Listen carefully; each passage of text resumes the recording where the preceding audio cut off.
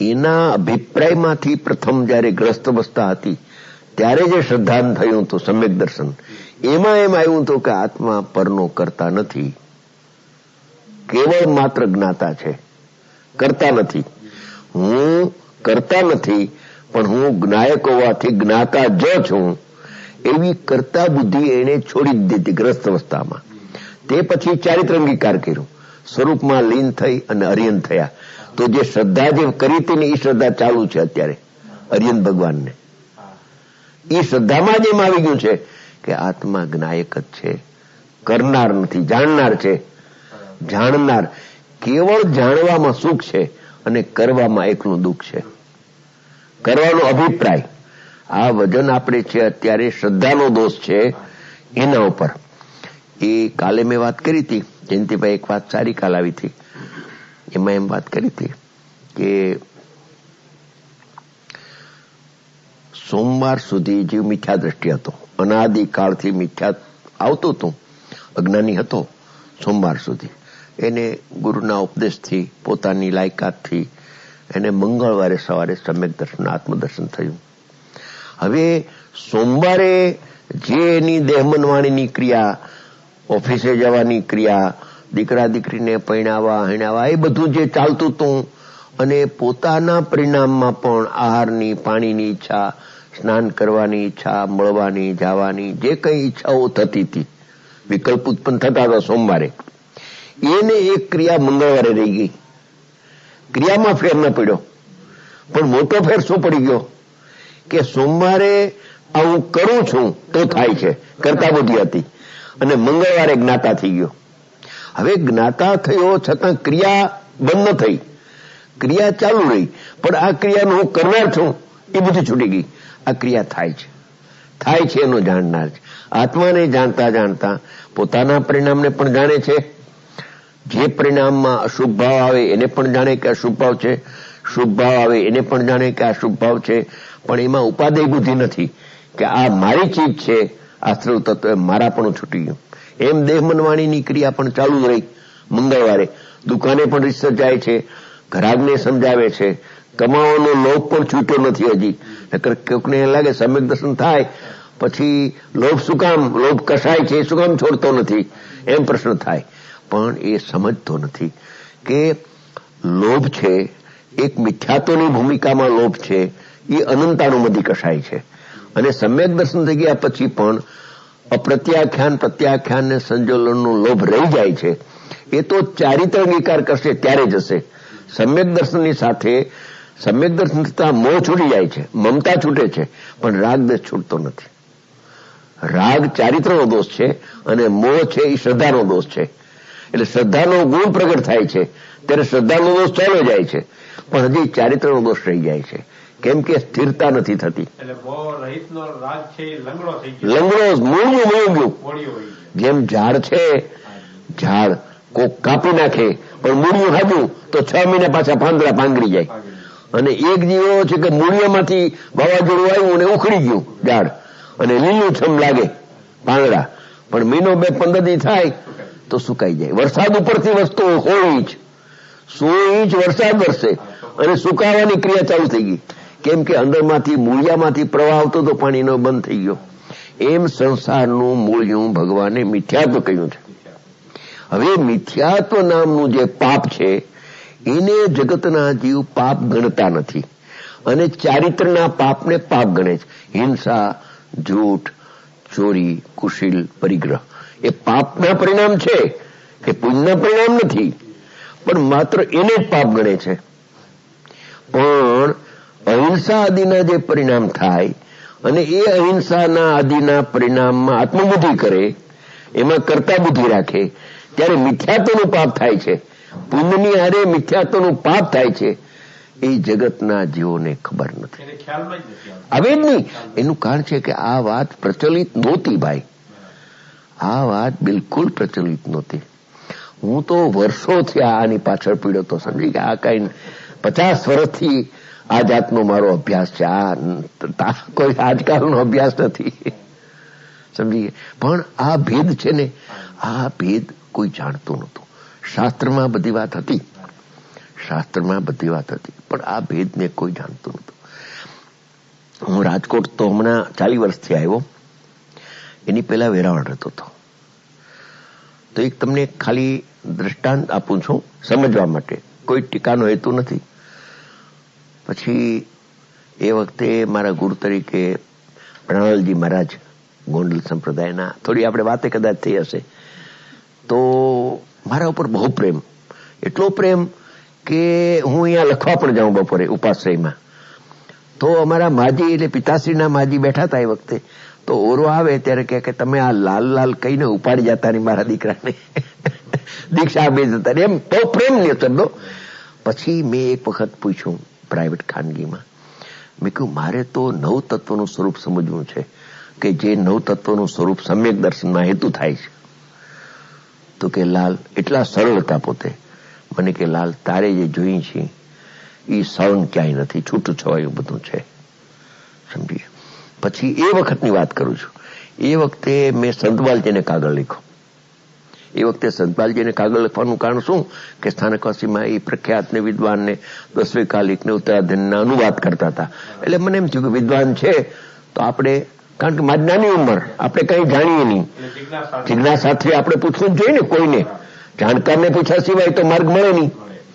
એટલે મેં એ વખતે કાગળ લખ્યો હતો કે સમ્યક દર્શન નું લક્ષણ શું ને કેમ પ્રાપ્ત થાય, સમજી. એ વખતે પછી 1 મહિને કાગળ એનો આવ્યો તો ફરતા ફરતા, કે પ્રવાસમાં હતો એટલે કાગળનો જવાબ મેં મોડો લખ્યો તમને. ટૂંકામાં મારું કહેવાનો આશય એ છે કે ચારિત્રના પાપને બધા પાપ કહે છે.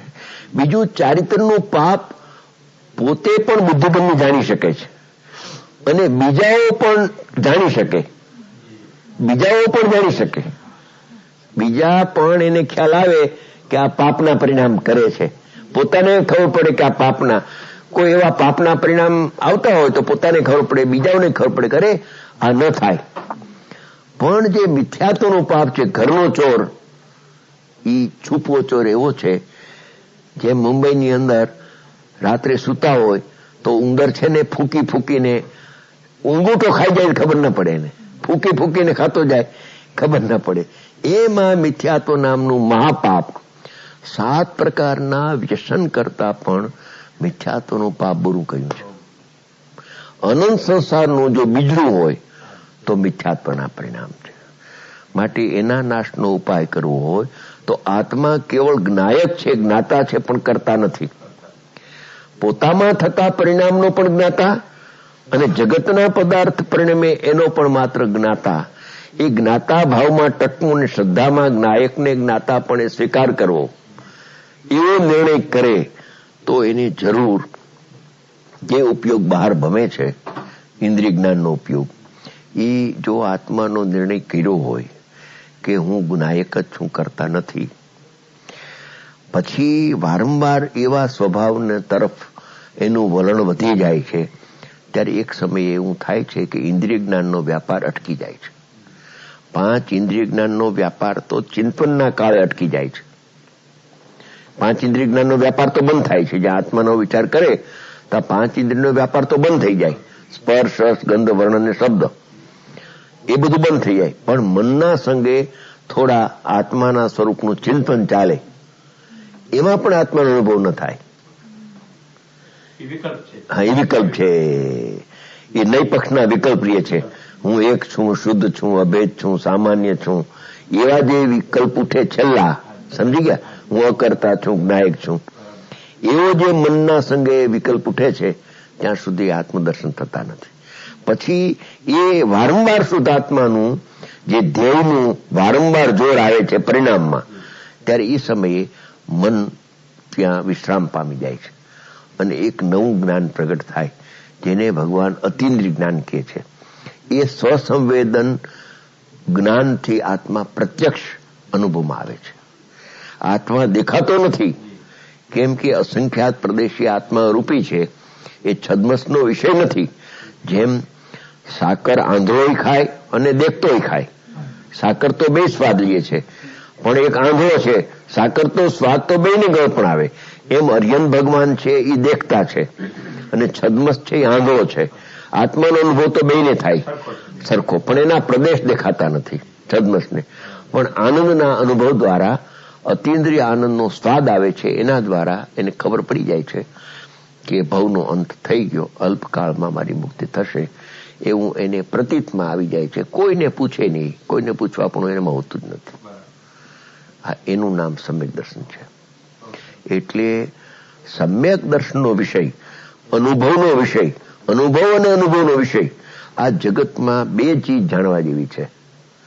જીવનમાં જો જાણવા જેવું હોય તો આત્માનો અનુભવ અને અનુભવનો વિષય. બસ, અનુભવનો વિષય એટલે દ્રષ્ટિનો વિષય, અને અનુભવ એટલે જ્ઞાન દર્શન ચારિત્રના પરિણામ, જે આત્મા આશ્રય પ્રગટ થાય, મોક્ષનો માર્ગ, એનો જે વિષય અનુભવનો વિષય ઘૂંટતા ઘૂંટતા અનુભવ થઈ જાય. અનુભવની અધિકતા નહીં કરવી, અનુભવના વિષયની અધિકતા રાખવી. વિષયની અધિકતા. અને એને શ્રદ્ધા જ છે કે વિષય ઘૂંટતા ઘૂંટતા અનુભવ થશે. બસ બસ, જેની ભાવના ભાવે છે એ રૂપ થઈ જાય આત્મા. જેની ભાવના ભાવે એ રૂપ, એ મય આત્મા થઈ જાય છે. શાસ્ત્રમાં દ્રષ્ટાંત આવે છે કે એક મનુષ્ય હતો, એને કોઈ એવો અપરીક્ષક મળી ગયો કે તું પાડાનું ધ્યાન કર તો તું પાડો થઈ જઈશ કે.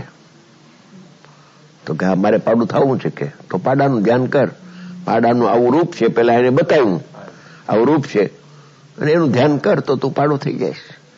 તો એ પછી ધ્યાન કરવા માંડ્યો, પાડાનું ધ્યાન કરતા કરતા કરતા કરતા એ રૂપ થઈ ગયો, એ મય તન્મય થઈ ગયો. એની વૃત્તિ પાડામય થઈ ગઈ.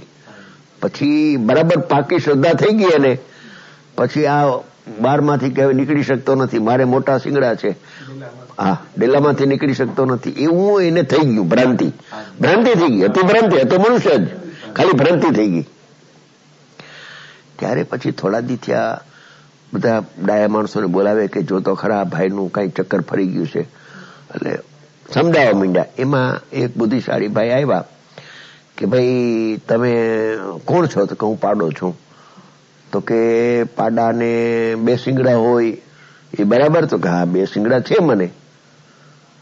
ઠીક, તમારા હાથ ઊંચા કરી જરાક મને પાડાના બે શિંગડા પકડીને બતાવો કે. એટલે હાથ ઊંચા કર્યા, પણ આમાં હાથ ફેરવે પણ ત્યાં શિંગડા ક્યાં હતા? ત્યાં એને શંકા થોડીક પડી કે હું પાડો છું, મને શિંગડા છે, અને શિંગડા તો હાથમાં આવતા નથી. પછી કે હવે હાથ નીચા કરો. પછી પાડાને 4 પગ હોય કે 2? તો કે 4 પગ. તો કે તમારા હાથેથી મને 4 પગ બતાવો. હાથ ફેરવે તો 2 પગ હાથમાં આવ્યા. આ શું થયું કે એને ઓલી જે ભ્રમણા હતી ને એ ભાંગવા માંડી થોડી થોડી. પછી કે એને પૂંછડું હોય કે નહીં? હા, પૂંછડું તો હોય કે. તો પૂંછડું બતાવો. તો પૂંછડું ફેરવું, હાથ પછવાડે, ક્યાં પૂંછડું? તો કે તો આ શું થયું? અરે તું તો મનુષ્ય જ છો, તું પાડો થયો જ નથી, તને ભ્રમણા થઈ ગઈ છે. સમજી ગયા? હવે એ મનુષ્ય તો હતો જ, ખાલી ભ્રમણા થઈ ગઈ. સમજી ગયા? એમ આત્મા તો શુદ્ધ જ છે. જોજો, આપણે સિદ્ધાંત ઉપર ઉતારવું છે. આત્મા તો શુદ્ધ જ છે સ્વભાવે. સમજી ગયા?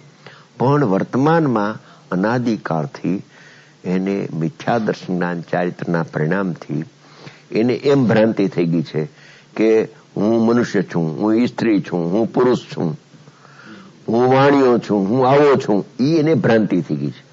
પછી હું કર્મથી બંધાયેલો છું, એ પણ એને ભ્રાંતિ થઈ ગઈ છે. હું રાગી છું, હું દેશી છું, હું મિથ્યા દ્રષ્ટિ, એ પણ ભ્રાંતિ છે. મિથ્યા દ્રષ્ટિ આત્મા થયો જ નથી, પર્યાય બુદ્ધિ છે.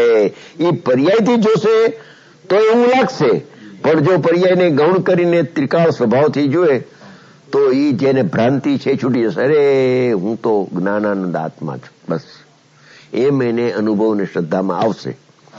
અવસ્થાનું જ્ઞાન રહેશે. અવસ્થાનું જ્ઞાન રહેશે કે અત્યારે મનુષ્ય પર્યાય છે, દેવ પર્યાય નથી. અત્યારે પુરુષ પર્યાય છે, સ્ત્રી પર્યાય નથી. હા, જુદાપણું, ભેદજ્ઞાન થઈ ગયું ને, જુદાપણું. એના જ્ઞાનમાં જુદાપણું આવી ગયું.